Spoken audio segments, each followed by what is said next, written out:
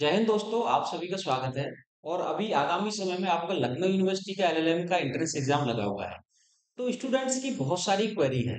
कैसे तैयारी करें, क्या पढ़ें, किस सब्जेक्ट से कितने क्वेश्चन आते हैं, किस तरीके का पेपर होता है, क्या नेगेटिव मार्किंग होती है या नहीं होती, अगर होती है तो कितना एक क्वेश्चन को सही करने का मार्क्स दिया जाता है।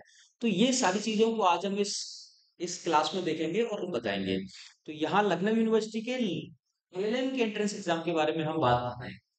तो सबसे पहली बात आती है कि यहाँ पे कोई भी बच्चा जो एलएलएम का एंट्रेंस एग्जाम देने जा रहा है तो क्या एक एलिजिबिलिटी क्राइटेरिया होना चाहिए, यानी कि क्या एक एलिजिबिलिटी होनी चाहिए उस स्टूडेंट को यहाँ एग्जाम देने के लिए। तो बेसिक एलिजिबिलिटी है कि आप एक लॉ ग्रेजुएट हो, चाहे तो वो डिग्री एलएलबी 3 ईयर की हो, चाहे तो वो डिग्री एलएलबी 5 ईयर की हो, और आपके इसमें मिनिमम 50% मार्क्स होने चाहिए। इसके बाद जो नेक्स्ट चीज आती है वो है कि कोर्स के बारे में। स्टूडेंट्स की क्वेरी है कि लखनऊ विश्वविद्यालय 2 साल का एलएलएम कोर्स कराता है या 1 साल का एलएलएम कोर्स कराता है।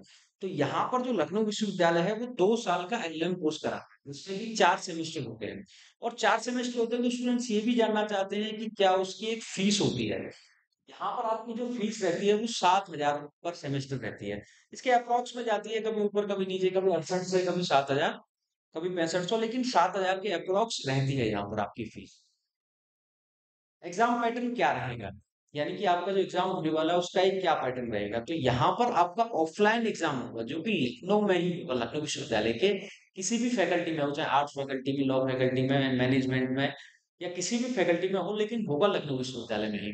और ये ऑफलाइन क्वेश्चन होगा, ऑफलाइन आपका एग्जाम होगा, एमसीक्यू बेस्ड पेपर होगा, जिसमें आपके 100 एमसीक्यू रहेंगे और एक सही करने के लिए आपको दो, मतलब दो आंसर, 2 नंबर मिलेंगे। एक क्वेश्चन सही करने के लिए 2 मार्क्स आपको दिए जाएंगे।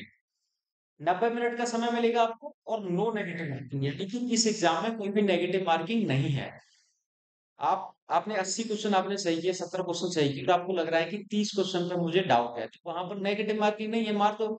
अच्छी बात है, कुछ ना कुछ तो सही होगा ही। तो नेगेटिव मार्किंग जब नहीं रहती है तो स्टूडेंट्स के लिए बड़ा फायदा रहता है, क्योंकि वो सेफ प्ले करते हैं वहां पर। इसके बाद आपका एग्जाम सेंटर लखनऊ में ही रहेगा। और no exam paper for students, ये मैंने इसलिए लिखा है कि लखनऊ विश्वविद्यालय किसी भी विद्यार्थी को एग्जाम पेपर नहीं देता है। यानी कि पेपर जब खत्म होता है तो लखनऊ विश्वविद्यालय कॉपी जमा करवाने के साथ साथ आपका क्वेश्चन पेपर भी जमा करवा लेता है। इसलिए ये भी है कि बहुत सारे स्टूडेंट को परेशानी इसलिए है कि प्रीवियस पेपर नहीं मिल पाता है।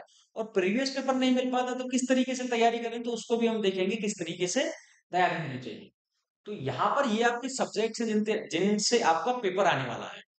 International law, constitutional law, jurisprudence, law of crime, contract act, family law, tort law. ये आपके 7 सब्जेक्ट है जिनसे आपका पेपर आने वाला है, और इन 7 सब्जेक्ट को सही से पढ़ लीजिए। आपने, ये तो ऑब्वियस सी बात है कि आपने एलएलबी किया है तो उन सब्जेक्ट्स को पढ़ा ही होगा। अब समय है इन सब्जेक्ट्स को दोबारा से रिवीजन करने का, और रिवीजन करके उसमें से चीजों को करने का। अब चूंकि बहुत ज्यादा समय बचा भी नहीं है पेपर में, तो उसकी क्या एक स्ट्रेटजी होनी चाहिए। उसकी ये स्ट्रेटजी है कि आपने पुराना वाला तो पूरा पढ़ लिया, रिवीजन कर लिया।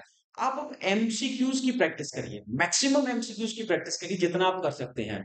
उसके लिए क्या एक बुक होनी चाहिए एमसीक्यू प्रैक्टिस करने के लिए, तो वो हमने बताई है यहाँ पर। ओपी त्रिपाठी की ये बुक है तो जुडिशरी के लिए, लेकिन ये आप इसमें जितने भी एमसीक्यू, पूरा एमसीक्यू बेस्ड ही है।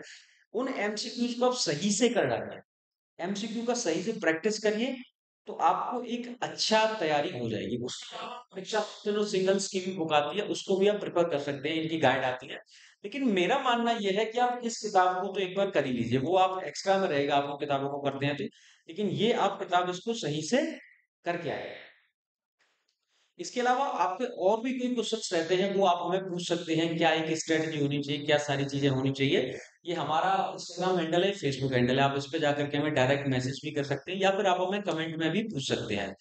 तो और इसके अलावा कोई भी और जानकारी चाहिए तो आप हमें बताइएगा, हम उसके बारे में एक प्रॉपर वीडियो बनाएंगे।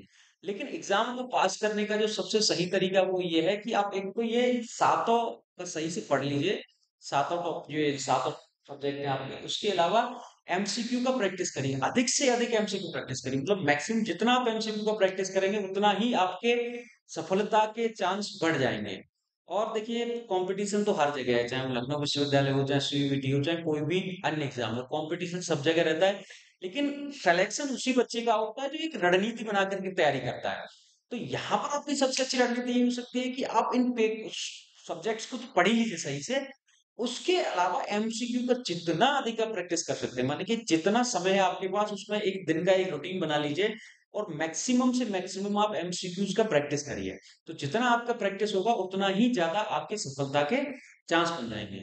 तो ऐसी ही जानकारी के लिए आप जुड़े रहे हमसे। जय हिंद, जय भारत, राम राम से।